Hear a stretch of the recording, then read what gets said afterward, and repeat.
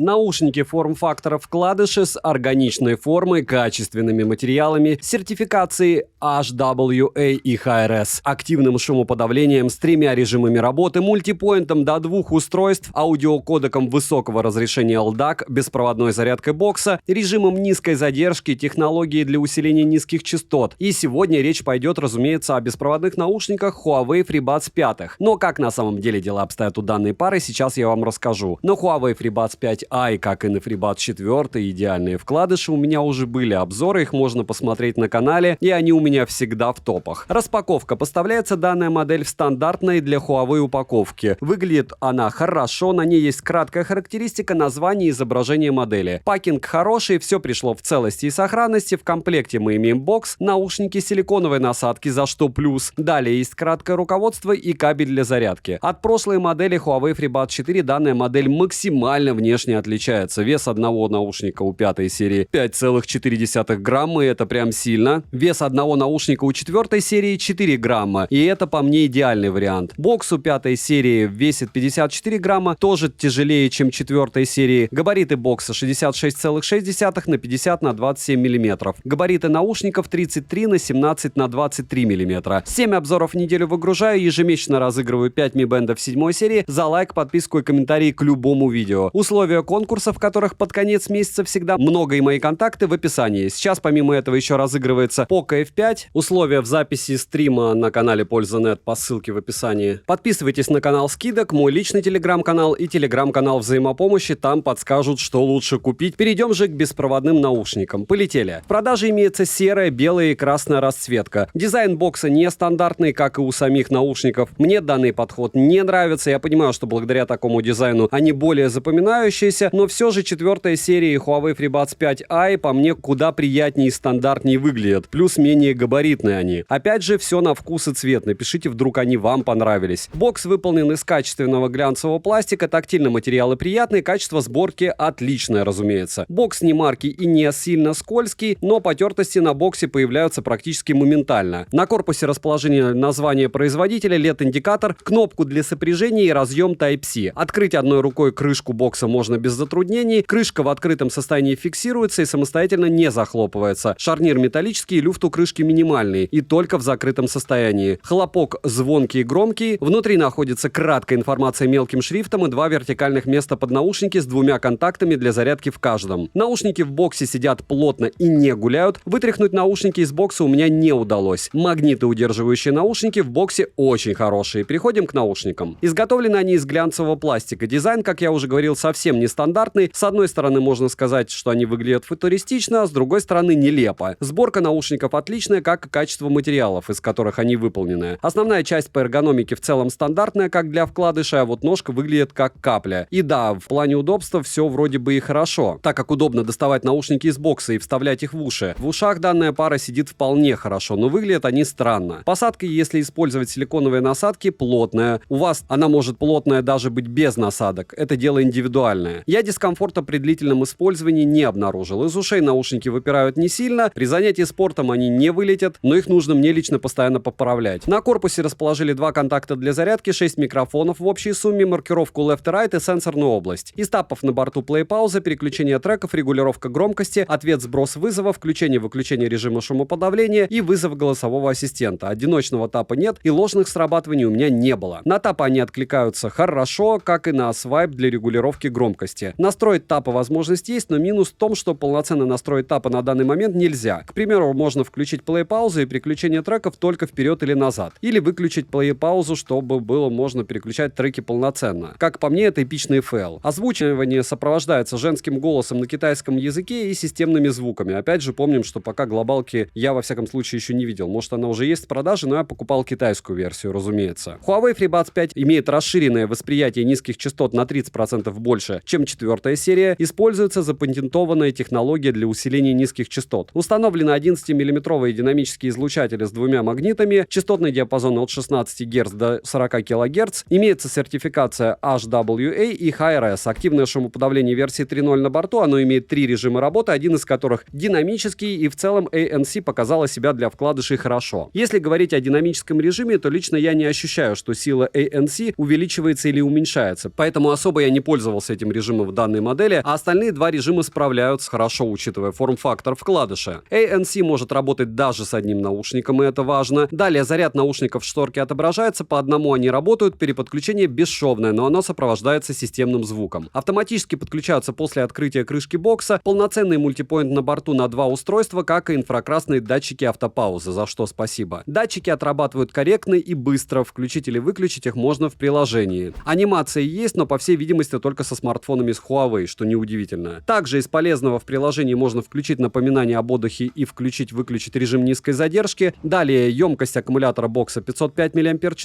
полный цикл зарядки занимает 50 минут. Беспроводная зарядка стандарта Qi на борту, но я испробовал около 4 беспроводных станций, несколько кабелей и адаптеров питания, но все равно бокс не заряжался по беспроводной системе. Скорее всего, дело именно в моем экземпляре или в прошивке. Емкость аккумулятора одного наушника 42 мАч, полный цикл зарядки наушников от бокса занимает 37 минут, что довольно быстро. Время автономной работы наушников с кодеком LDAC на 75% громкости без включенного активного шумодава по моим тестам 3 часа 56 минут. Разумеется, наушники разряжаются неравномерно, как и большинство ТВС, если не сказать все. Время автономной работы меня удивило, в плохом смысле, так как это очень мало. Конечно, если использовать кодек AAC и слушать музыку на громкости 50%, то они проживут около 5 часов. 5 минут зарядки в боксе дает 1 час прослушивания музыки в тех же условиях. С боксом данная пара в подобном сценарии использования с кодеком LDAC прослужит около 24 часов. Водонепроницаемость класса IP54 только у наушников. Конечно, я искупал их в проточной воде, хоть и данный класс защиты защищает максимум от легкого дождика и пота, но хорошо, что в моем случае после погружения в воду с ними ничего не произошло. Для удобного использования нужно установить приложение под названием AI Live. Для того, чтобы добавить наушники в приложение, необходимо войти в аккаунт или зарегистрироваться. Но для этого необходимо использовать VPN, после чего можно будет спокойно подключить данную модель. Приложение удобное. На стартовой странице мы имеем заряд наушников и бокса по отдельности в процентах, центр подключения, настройка шумоподавления, эквалайзер с 4 предустановками. Ко всему есть кастомный эквалайзер, 2 режима работы, такие как приоритет качества соединения и приоритет качества звука, а также функция HD-вызовы. Предустановки настроены хорошо, и на кастомный эквалайзер FreeBuds 5 откликаются корректно, за что плюс. Ко всему эквалайзер 10-полосный с широким диапазоном. Далее можно настроить жесты управления, пользоваться поиском наушников и обновить прошивку, которая мне уже прилетала. Bluetooth версии 5.2 из кодеков на борту SBC и AC, как вы уже поняли, есть кодек высокой четкости LDAC с передачей звука в 990 килобит в секунду. Через 2 стены наушники не отваливались, и фризов я не наблюдал, как и потери связи на улице. Задержка на YouTube глазу незаметна, в играх задержка с включенным режимом низкой задержки минимальна. Примеры вы сейчас увидите на экране.